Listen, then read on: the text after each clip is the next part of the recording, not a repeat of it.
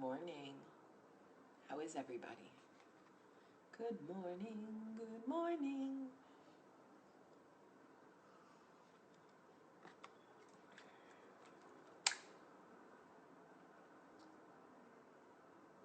Hello.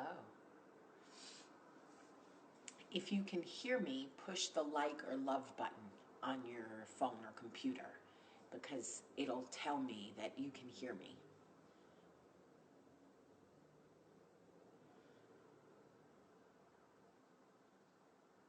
Good morning. Good morning. Oh, I'm so happy to see everybody. Good morning. I love you too, Jamie Marble. All right, I'm starting to see the likes and the loves come in, which tells me that most of you can hear me. Okay. How is everybody doing this morning? I hope you've all slept well. I am flying home back to dem babies today, and I can't wait because I miss them. But I woke up this morning with a message from Delta that my flight was delayed. So it's only delayed an hour, but we got it all worked out, and I will be home by dinner time. So I'm so excited to see them and see Michael and see Ace. Hi, Scott. All right, push the like and love buttons if you can hear me, because a lot of new people are coming on. All right, I see a lot of the buttons, so I'm assuming you can all hear me. Just a reminder to everybody in the Alabama area that I am doing a book signing for the holidays on December 17th at the Barnes & Noble at the Summit. So please don't forget. Okay, so I want to tell you about, Rita Jones Kessler. That might be the best thing I've ever seen. She was told she was cancer-free this morning. Woo, woo, woo. I love that. Okay. So last night I went to this restaurant, like lounge, for a meeting. And my meeting was super late. The person that was supposed to meet me was already over an hour late. And there was this woman sitting in the lobby, and she was sort of like, did you ever show up somewhere and realize you're not dressed appropriately? You know, everybody seems a lot fancier and well put together than you. That certainly happens to me all the time, especially in Alabama, because they dress like to the nines. Anyway, so I think she felt physically out of place. You know, where we were was very Hollywood, you know? So anyway, I could see that she felt, I know people's body language. She kept covering herself up with her sweater, looking around at the beautiful people. I mean, Natalie Portman's walking by. Ryan Reynolds was there in like a 57-piece suit. So, you know, if you are not already in a confident mind space, that can be very intimidating, right? So I notice she's alone. So I say to her, would you like to come sit with me? And she was like, me? Yes, you. You want to come sit with me? Come on. So she comes to sit with me and she introduces herself. And we start talking. And I order her a mimosa and me a mimosa. And I'm like, so let's talk. Come on. So she starts talking about things on the surface, you know, oh, my flight's in a few hours, I'm tired, you know, I haven't eaten, you know, I came for a meeting, blah, blah, blah. And I could see that there was so much more going on there. And I thought, well, do I push this woman? Do I coffee talk her? Or do I just drink the mimosa and let her go? So she was like, and I'm so hungry. So of course, this is my spot, right? This is my watering hole in LA. So I know everybody. So I say to the waiter that I love, bring us some menus and let us get some food.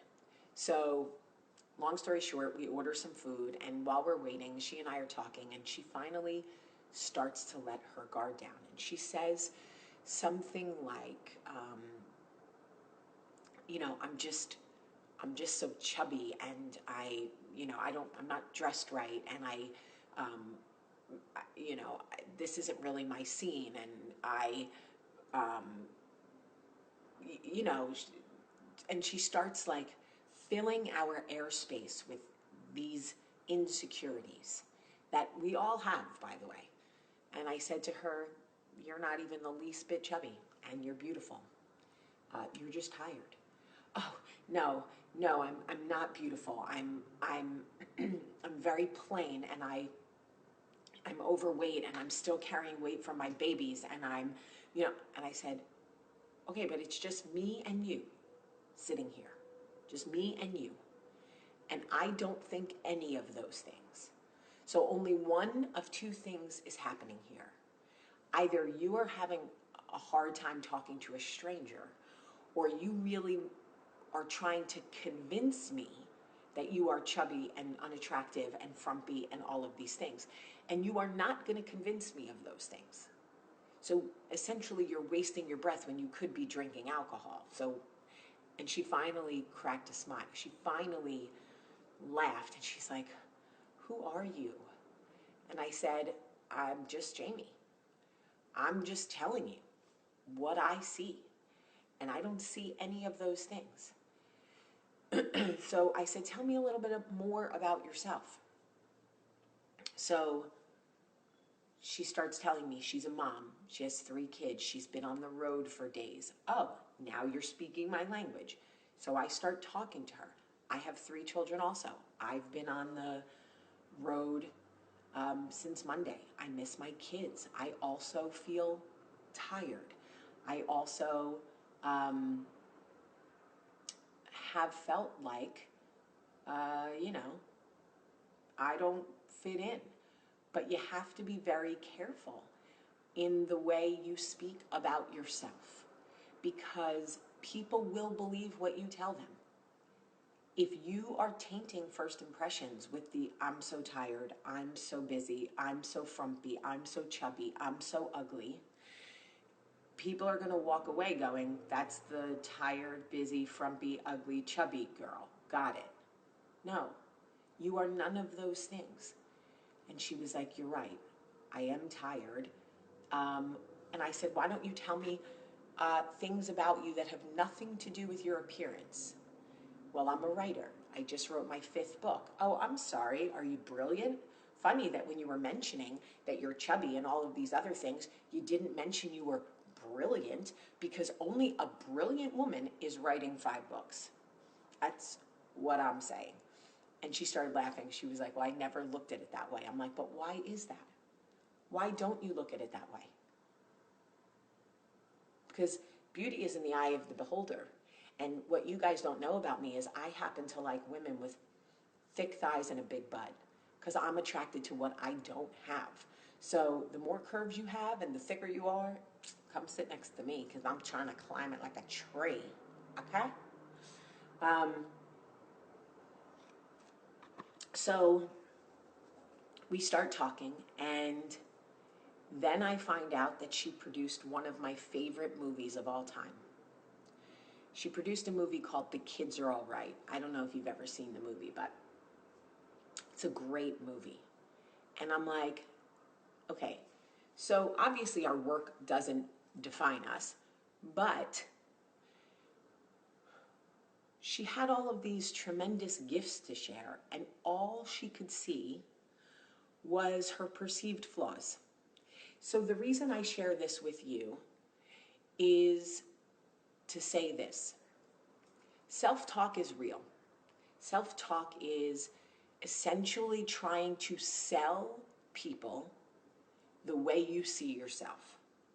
So if your sales pitch about you is, "I'm so ugly, I'm so fat, I'm so tired, I'm so busy, I'm exhausted, I'm frumpy," This is your sales pitch when you meet somebody. I want you to think about that. I want you guys to remember that your sales pitch for who you are should be things like, I'm a great friend. I'm a good listener. I'm a girl's girl. I'm a mom who does not judge other moms. This I love. Meet me in a bar any day of the week and come up to me and say, hi, I'm Rebecca. Hey, Rebecca. I'm a work in progress.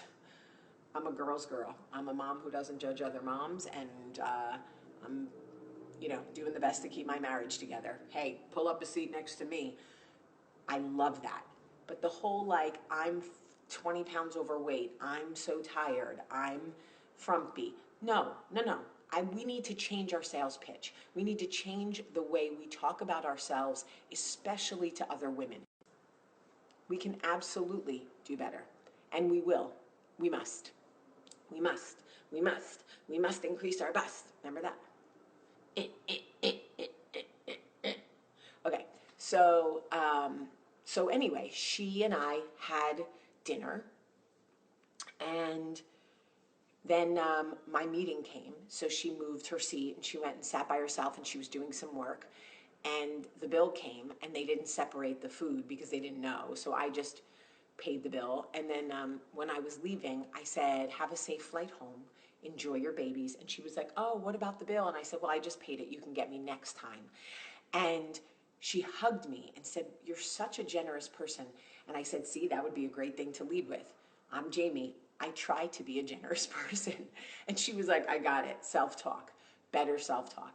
And she was like, you are my friend in my head. And I hope there is another time. I hope I can buy you dinner. And I was like, you will be able to. So I am working on not saying I'm so old. Turning 40 was hard for me. And I feel like I keep saying to people, oh, I'm so old. I'm working on not saying that anymore, because the self-talk, that's not how it goes. So I want you to be thinking about what it is that you really like about yourself. Are you funny? Are you generous? Are you kind? Are you a girl's girl? Are you a good listener? And when you introduce yourself to people and they pay you a compliment, or you talk about who and what you are, I want you to lead with the things that matter. Think about your sales pitch when you talk about who you are. And do not start with the, I'm so ugly, I'm so frumpy, I'm so tired, I have so many wrinkles, my teeth are... Because none of those things matter. And if they matter, then you're sitting with the wrong people. Wrong. I'm sorry. Oh my gosh. I can't. Wrong. Just came out. I don't know what to say. Wrong. Oh my God. All right. You guys get what I'm trying to say. You get what I'm trying to say. We can be better with the self-talk. We must. It is our sales pitch to each other, and we need to start focusing on what matters, the things that matter.